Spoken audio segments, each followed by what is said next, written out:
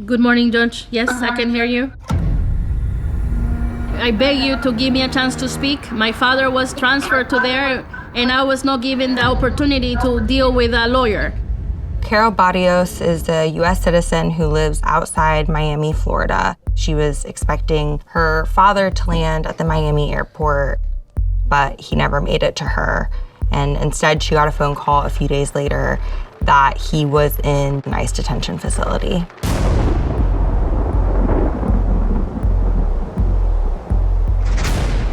Please, I beg you to allow me the right to due process and allow me the right to speak. As an American citizen, I myself has that right. This was the start of what would be a very lengthy stay in ICE detention.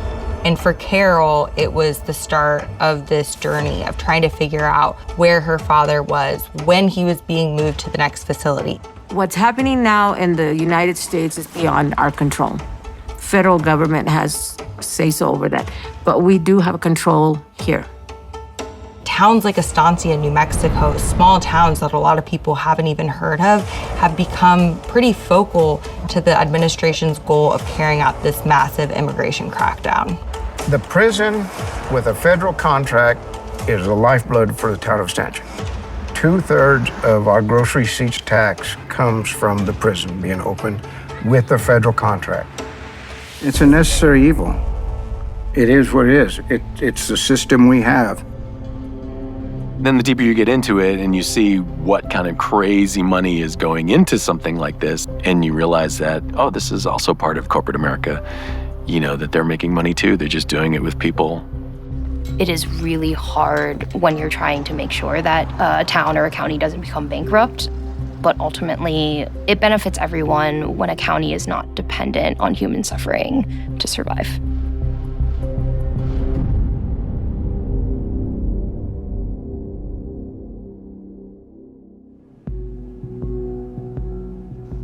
This person said they were there for 32 days. They went out and saw the sun, probably only 13 hours in total. The food is poor. They're not treated like a human. What everyone feels here is fear and more fear. So one of the things we wanted to do was get a sense of what the conditions were like in some of these facilities. We wrote some prompts. What do you want the world to know about what it's like in ICE detention? And can you describe how you feel right now? One of the letters we got back was from Jose. He says he was arrested on February 13th. This is the most difficult experience of his life.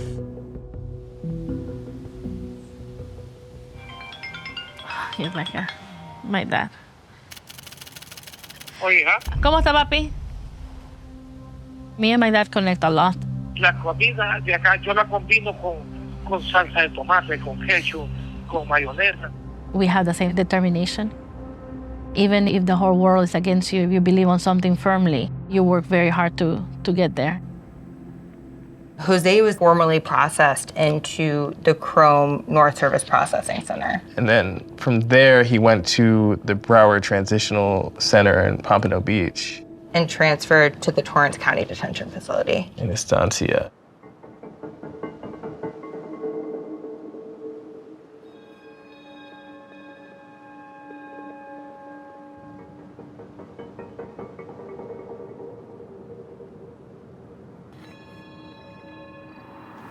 My dearest Lord, I offer you my praise and honor today. Lord, I also pray for those who are being held until the process of their deportation is complete. Amen. I sat in on over 600 meetings throughout my career as clerk, kept their records, studied them, and I thought, I can do that someday. Estancia is my hometown. Lots and lots of friends, lots and lots of relatives. It's my village.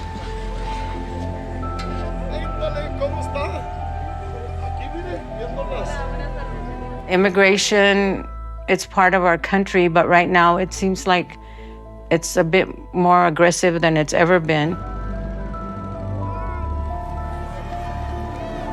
What's going on right now with all the bad publicity in Torrance, it just kind of hurts me. And I know the people that work there are good people, I just don't like this stigma of Torrance County being in the spotlight as being a bad place because of the detention center.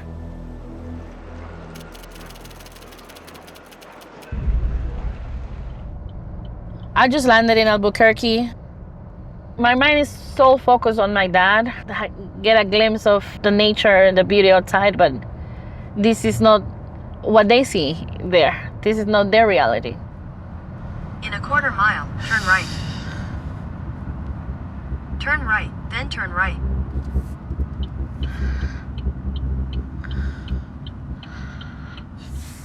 But I can't believe here. You have arrived.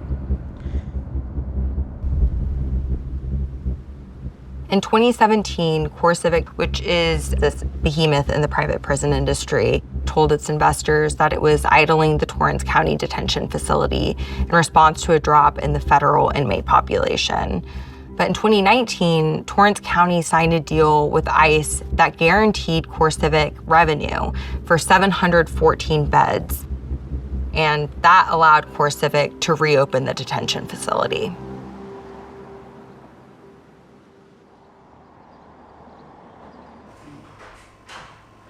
Hey, we are, I hate my glasses, county courthouse. So this is town hall right here. During this whole fiasco with ICE and the prison closing and reopening, they're a great neighbor and they're a good asset and they help the town, but Estancia is not the prison. But the problem is Estancia doesn't exist without the prison. The whole history of Estancia, that was the whole town. And all this was just annexed in order to bring the prison into the municipality and bring the taxes into town. The prison with a federal contract is the lifeblood for the town of Estancia. 2/3 of our gross receipts tax comes from the prison being open with the federal contract. There are kind of three main ways that these ICE detention facilities operate. ICE can own the facility and contract out the management and the security services to a private company. A private company can own the facility and ICE directly contracts with them to have bed space for people in ICE custody. And then there's this other way, which is also very popular, where a private company owns the facility and ICE doesn't have a direct contract with that company, but it has an agreement with the county in which the facility is located. And what that means is that these local governments across the United States have this growing important role in ICE detention, something that they wouldn't normally be involved with otherwise. And I will admit, even to this day, me, Nathan Dial, not Mayor Dial, Nathan Dial, I don't believe in private prisons. All the things that government should be running, prisons are one of them, you know? I don't think the government needs to be in my bedroom, but the government needs to be in my prison. Every several months, the Torrance County Commission votes on an extension of the ICE contract. In March 2025, all three commissioners voted to extend it. But one commissioner, Commissioner Jaramillo, said that she wanted to visit the facility because she had concerns about reports of poor conditions, and she wanted to see for herself before she voted again in October. I did not see any of the things that I've been hearing about or what the advocates come to our meetings and say. I didn't see any of that. But that's not to say that these people who are saying that there's something going on in there, that they're lying. I'm not saying that. It's just what I saw. Good morning, Chairman, Commissioners, and community members. I'm Tiffany Wong with Innovation Law Lab. This is a translation of recording from a family member of someone recently detained at PCDF. Our lives were normal, but since he got there, one doesn't sleep here. I have depression that I can't stand. I had to start taking medication. I don't sleep. My son has depression that he can't stand, knowing that he's going through all of those abuses there. Where is the enforcement of human rights? Where? Who is the authority? Who is responsible? No one. No one takes responsibility.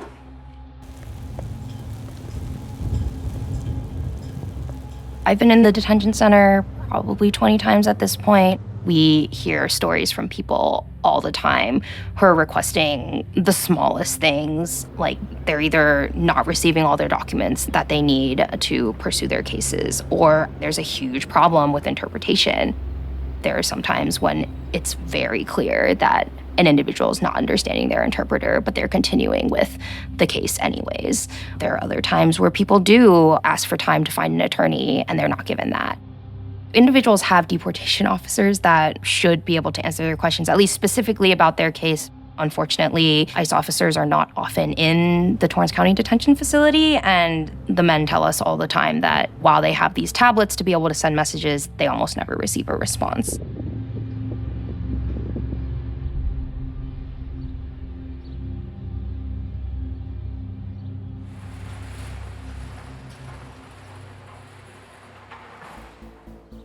A lot of people in ICE detention at the Torrance County Detention Facility have never been to a facility like this before. They've never been to jail. They don't have a criminal history. So this is a really big shock to them.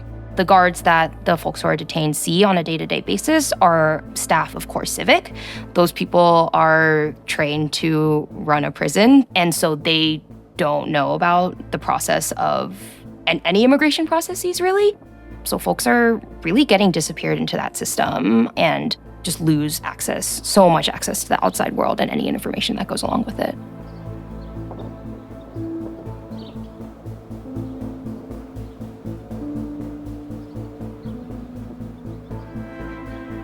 You know, my dad tells me there's a lot of suicidal thoughts that they have to find themselves busy, that they have to keep themselves busy. This was done by an Ecuadorian inmate who has since been deported. This is a wallet that somebody does from the Doritos and sell it for like a box of ramen or whatever. There are several challenges with operating a detention facility like this in such a rural environment. One of the biggest that Core Civic has consistently struggled with is staffing. Government inspectors have repeatedly dinged the company for failing to maintain adequate staffing levels. One of the things we've heard is that the company pretty consistently flies in out-of-town workers to staff the facility because it's so hard to find people in the local economy who want to do the work and who can pass the ICE background check. We started recruiting at the high schools because they didn't have a credit history to stop them. They were clean, generally in terms of a background. The job isn't about, brute strength. It's all about communicating with people, diffusing situations, but also being open to what their needs are. People that were just fresh out of high school, it's their first full-time job. A lot of people don't make it, it's not for them. So they would end up having to bring in people from outside, working at other facilities. You would see kind of an advertisement on the intranet page.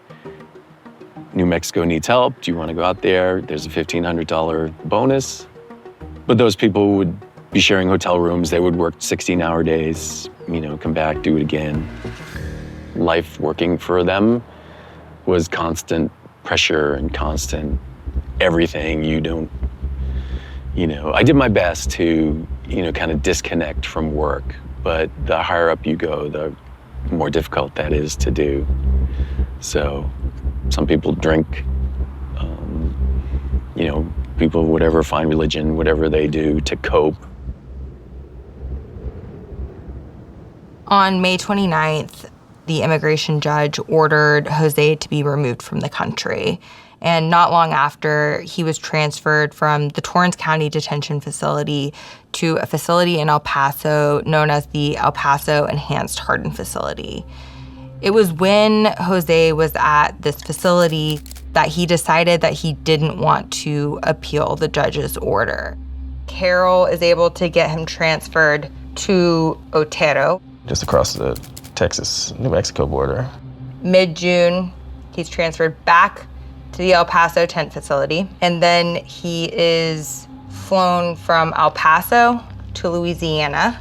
He's booked into the Pine Prairie ICE Processing Center. Right. And he's there from mid-June to late June when he's deported to Honduras.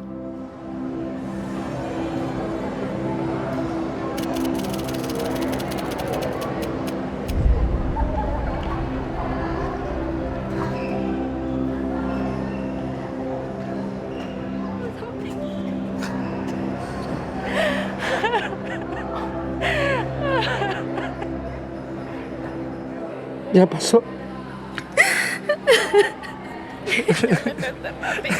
Lo intenté. No, intentamos todo. No te sientas mal. Ya. Es imposible. Yo cada vez que hablo de esto, el sentimiento no poder, ya no poder. Ya, ¿quién? Ya está en casa. Ya estoy en casa.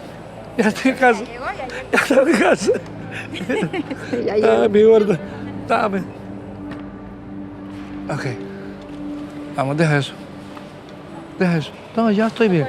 Sí, sí. Mira cómo estoy. Vamos. Jose's case is not all that unusual. We've spoken to several people who were in ICE detention for months before they were deported. And it's not only financially and emotionally taxing on them and their families, but this is also really expensive to taxpayers.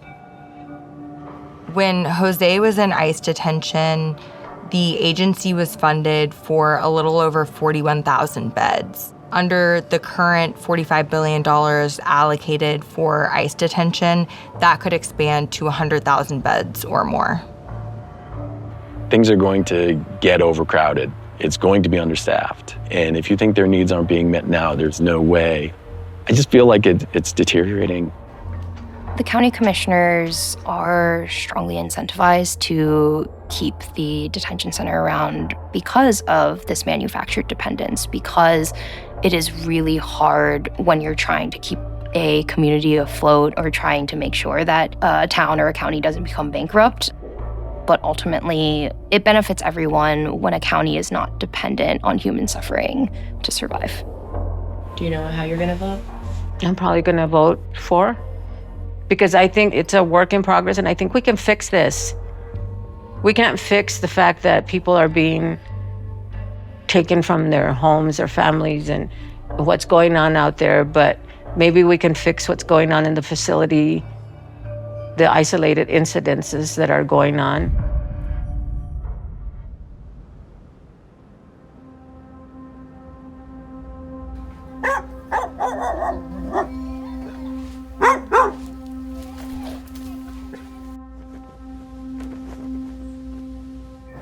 Cárceles increíblemente malas, ¿no?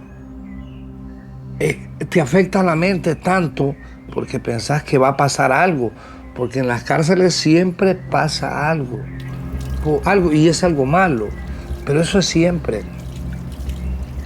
Sí, en esa situación cae toda la familia, ¿me entiendes? Una vez que nuestros seres queridos son detenidos por ICE, no hay ninguna información de ICE, no hay ninguna información del gobierno. Entonces, personalmente, yo decía al departamento de ICE que cuando tienes a una persona incomunicada, no es un arresto, no es una detención, es un secuestro. Me siento protegido por ella, cobijado en este momento te abandono a todo el mundo. No tener siempre la atención porque nadie sabe lo que tú vienes de vivir. Jamás había estado preso, nunca en mi vida. Cuando miraba las películas, la gente amarrada y todo eso, pensaba, el cine. Vengo de vivirlo en carne propia. Y sin ninguna duda que ha pasado factura en mi mente, en mi forma de actuar, en